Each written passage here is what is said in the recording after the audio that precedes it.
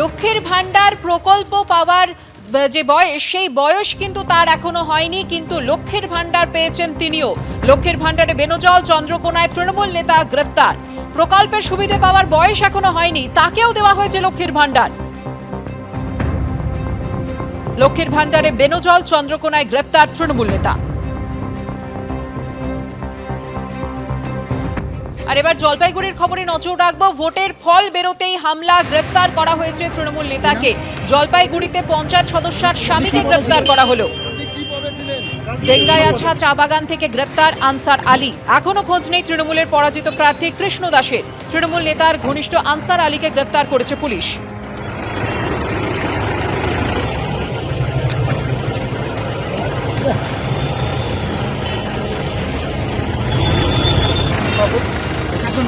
এবার গ্রেফতার করা হলো কাউন্সিলর অনন্যা বন্দ্যোপাধ্যায় ঘনিষ্ঠ তৃণমূল কর্মীকে। নিউ টাউন থেকে গ্রেফতার করা হয়েছে তৃণমূল কর্মী রাজু বিশ্বাসকে। 19 মে বিজেপি কর্মীর ওপর হামলার অভিযোগ ওঠে তাঁর বিরুদ্ধে। ধৃত 109 নম্বর ওয়ার্ডের কাউন্সিলর অনন্যা বন্দ্যোপাধ্যায়ের ঘনিষ্ঠ তৃণমূল কর্মী। ধৃতের কাছ থেকে উদ্ধার আগ্নেয়াস্ত্র ও নগদ 55,000 টাকা।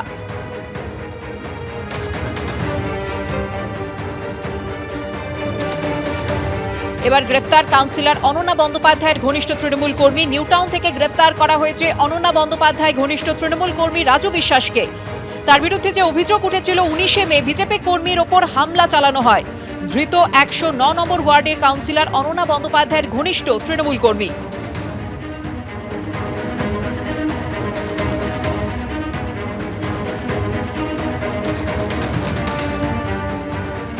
অন্যদিকে দুর্নীতির অভিযোগে ময়নায় বিক্ষোভের মুখে পড়লেন তৃণমূলের পঞ্চায়েত প্রধান। কাজ না করে টাকা আত্মসাতের অভিযোগ, পঞ্চায়েত অফিসে বিক্ষোভ।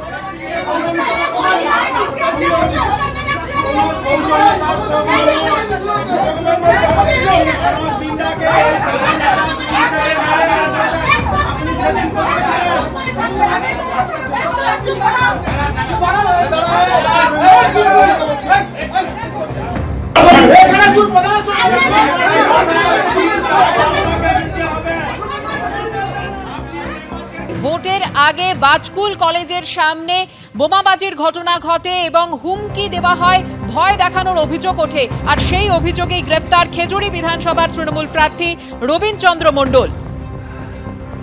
বিটন চক্রবর্তী আমাদের প্রতিনিধি রয়েছেন টেলিফোন লাইনে। বিটন, দেখো, যেটা পুলিশ সূত্রে আমরা জানতে পেরেছি, রবীন চন্দ্র মণ্ডল, যিনি সদ্য সমাপ্ত যে বিধানসভা নির্বাচন হয়েছিল তা খেজুরি কেন্দ্রে তিনি তৃণমূল কংগ্রেসের প্রার্থী ছিলেন এবং একাধারে তিনি পূর্ব মেদিনীপুর জেলা পরিষদের সদস্য এবং ভগবানপুর ব্লক তৃণমূল কংগ্রেসের সভাপতি।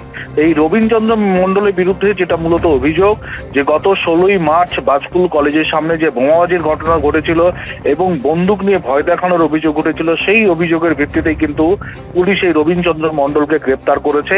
এবং অভিযোগ হওয়ার পর এই রবীন চন্দ্র মণ্ডল তিনি কিন্তু কলকাতার আনন্দপুর এলাকাতে গা ঢাকা দিয়েছিল এবং গোপন সূত্রে খবর পেয়ে গতকাল রাত্রিবেলা পুলিশ সেখান থেকে তাকে গ্রেপ্তার করে এবং আজকে তাকে কিন্তু কাঁথি মহকুমা আদালতে তোলা হচ্ছে।